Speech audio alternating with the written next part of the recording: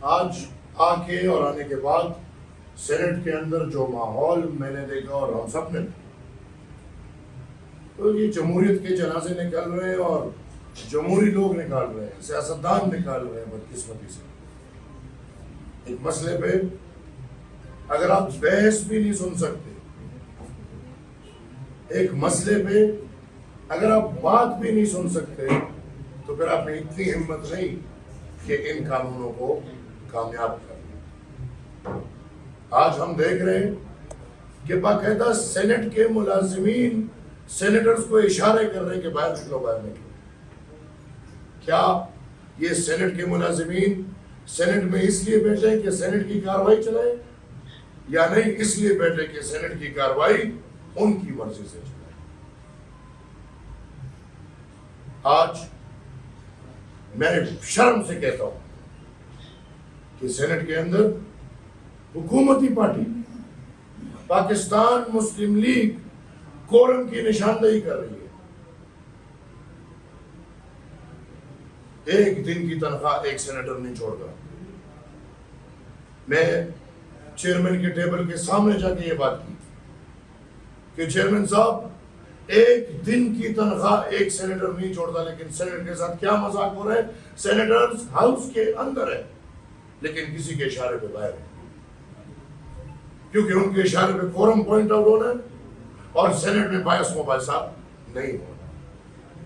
تو جناب، آج بھی ایک یہ تاریخ ہے جس تاریخ میں میں کب سے کہہ رہا ہوں کہ یہ نظام جمہوری نظام نہیں ہے۔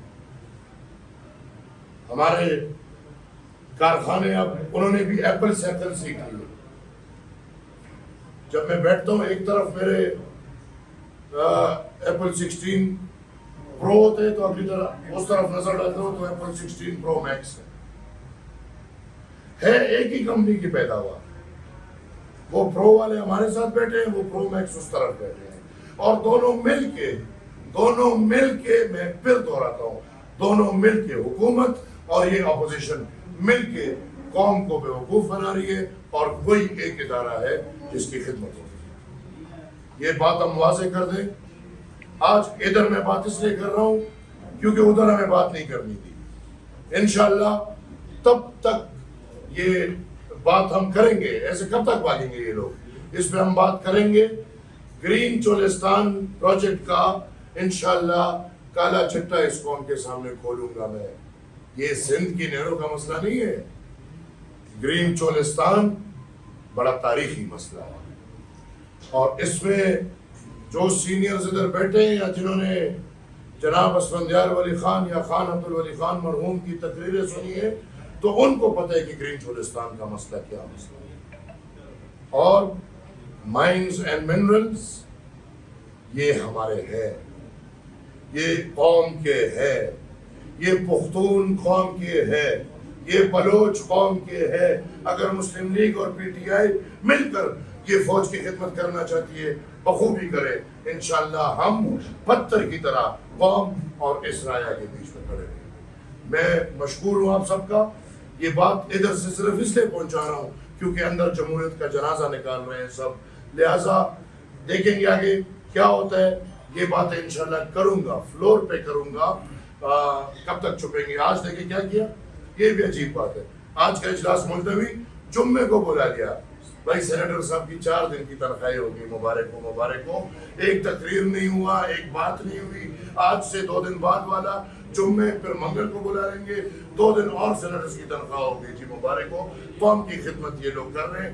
میں کس لیے سینیٹر بنا ہوں؟ انشاءاللہ یہ جو بار بار ہوتا ہے واضح ہو رہا ہے سب کو، یہ سوال ہر کسی کے منہ پہ تھا کہ میں کیوں سینیٹر بنا ہوں، اس لیے انشاءاللہ واضح کرتا رہوں گا کہ میں کیوں اور کس لیے بلوچستان سے جا کے سینیٹر بنا۔ آپ کے بلوچستان سے سینیٹر بننے پہ بڑے شکوک کی شبہات ہے کہ کیا آپ زرداری صاحب کے سپورٹ سے سینیٹر بنے یا جس پر آپ تنقید کریں اس کے سپورٹ سے؟ اور دوسرا یہ، اب تک کوئی وہ کارروائی سامنے نہیں آئی، منرلز کے اوپر آپ کا ایک سٹانس ہے، ایک سخت سٹانس ہے، تو اب تک وہ کارروائی سامنے نہیں آئی جہاں بلوچستان میں آپ کے ممبران نے معدنیات کے کارروائی۔ میں 2 باتیں کرتا ہوں، 2 باتوں کا میں جواب دیتا ہوں۔ ایک، الحمدللہ میں کوئی ایسا نہیں کہ میں کہیں آسمان سے گرا اور کھجور میں اٹکا، نہیں.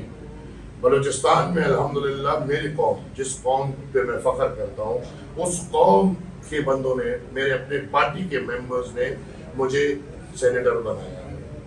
اگر ان کے جو جس کی طرف آپ کا اشارہ ہے، اگر ان کے فارمولے ہم مانتے تو آج ہم بڑے اچھے ہوتے. ان کی باتیں ہم مانتے تو آج ہم سیاسی طور پہ کہیں بیٹھے ہوتے.